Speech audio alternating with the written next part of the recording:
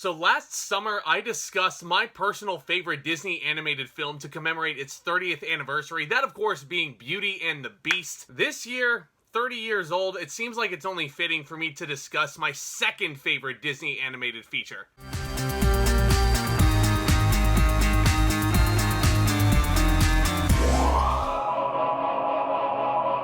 Aladdin! Finally! Oh my god, I've been wanting to talk about this movie for ages on my channel. But yes, this was of course Disney's follow-up to the excellent Beauty and the Beast, which still stands as my favorite animated movie of all time. And for the early 90s, it was unprecedented to see a movie like Beauty and the Beast get nominated for Best Picture at the Academy Awards. So how would Disney follow up on this? With another masterpiece like Aladdin, of course. And I watched this movie a lot as a kid, so I know this movie fairly well. If you've never seen this version of Aladdin, first of all, what the heck are you doing here? Go watch the movie right now. But just in case you haven't, this review will be filled with some spoilers, so I fairly warned you.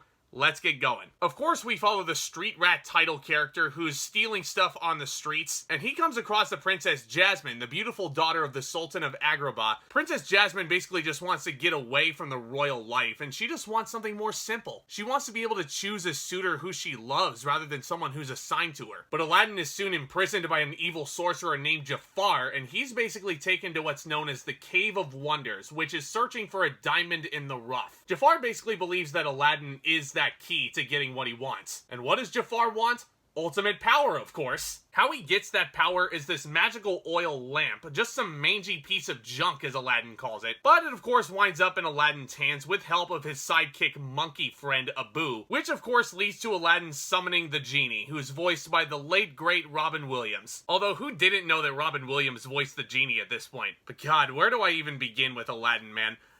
There were a lot of Disney princess movies that were out there in my childhood. Aladdin was one that I really gravitated towards a lot as a young boy because it had the adventure, it had the action, it had the comedy, it had the lava everywhere, magical carpet rides, and of course all the fourth wall jokes, which I'll get into in a little bit. But point being, Aladdin feels like a Disney movie that was made for me, and holy god, I still love it to this very day. Aladdin was of course voiced by Scott Weinger, who would go on to play DJ's boyfriend in Full House, almost ruining his entire career. Thankfully, he has this role to his name, and Aladdin is an extremely likable character. Scott Weinger does a great job in this. One thing I'd also like to particularly praise about Aladdin is the romance. Yeah, it's your basic Disney 3-day romance, and you're kind of forcing Jasmine into marrying somebody in a short time span. Just like Little Mermaid, Ariel basically only had 3 days to make Prince Eric fall in love with her without her talking. So it's the same basic layout, but I don't really care all that much because Aladdin and Jasmine have excellent chemistry together. You really do feel like these two are meant for one another. That's especially true when you look at the amazing whole new world sequence where they're riding on the magic carpet, and there's really not another word to describe this sequence other than magical. It is a magical experience with a Disney movie, to say the very least. The animation, very colorful. Agrabah looks incredible. The colors always pop every time you throw this on Disney Plus, every time you pop in this Blu-ray. It looks stunning. Even the street scenes, the opening song Arabian Nights going into One Jump Ahead,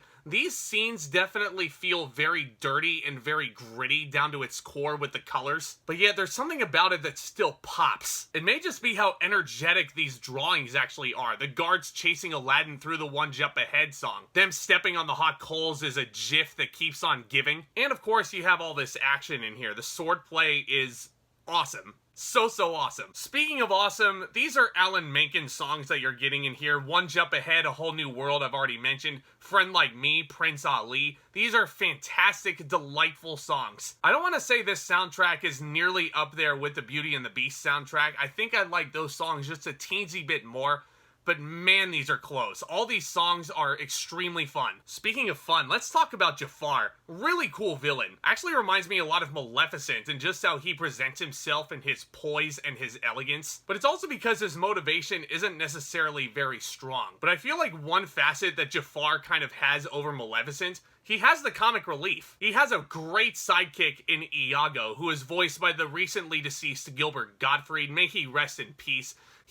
Oh my god, this guy, if you just look at him just based on Aladdin and the Aflac commercials, like, you wouldn't think that Gilbert Gottfried as a stand-up comedian was as raunchy as he was. But man, just the way he delivers all these lines, and the way he delivers these lines as Iago is just so fantastic. I honestly think it's even funnier when Gilbert Gottfried has to explain the joke. I gotta get out of this stupid deserted desert and feed the Sultan all these crackers. You see, because he was force-feeding the crackers in my mouth. I'm not very good at impressions, guys. I'm working on them, but I enjoy doing them. Nevertheless, how terrible they are. But joking aside, Gilbert Gottfried was absolutely hilarious in this. Him and Jafar are perfect foils for one another, and it really does feel like a full arc for these villain characters, going from power down to the bottom of the totem pole, back into power again, and finally trapped inside this little lamp when Aladdin outsmarts him and saying that the genie has more power than he'll ever have as a sorcerer. It's so great. Yeah, the comedy in this movie is all very, very good. Iago is hilarious, the Sultan is delightfully stupid, but then of course you have the genie, voiced by Robin Williams. Now, here's my thing with the genie, guys. This, to me, is Disney's signature comic relief character. Why? Because as opposed to someone like a Gaston or a Lumiere in Beauty and the Beast, or a Sebastian in The Little Mermaid, the genie will break the fourth wall and he will say things that most of these Disney characters won't say, but he says them. And just Robin Williams' delivery is just so incredible as the genie. There is not another actor-character combination that is as synonymous with one another as Robin Williams is to the genie. That, to me, is Robin Williams' signature role. Yes, I know, I love him in Jumanji, I love him in Good Will Hunting, but to me, Robin Williams will be the genie forever. I love the relationship that blossoms between him and Aladdin himself. Yeah, there is sort of a liar revealed cliche coming in when Aladdin says he may need that final wish, and the genie in return throws apart the Aladdin screenplay that's somehow in this universe. It's so funny, but absolutely brilliant comedic timing and just a fantastic friendship. That hug that the genie shares with Aladdin at the end, especially after Robin Williams passed away, that scene has always hit different with me, and honestly makes me shed a tear every time I look at it. And I watch Aladdin at least once a year, and that scene at the end where the genie just hugs Aladdin after he's granted his freedom, it's never fails to make me tear up, guys. I don't know what it is about hugging these big, lovable oafs, like hugging Hagrid at the end of Chamber of Secrets. I don't know what it is, but that always just makes me shed a little tear every now and then. Guys, obviously, I love Aladdin to no end. I feel like I always will.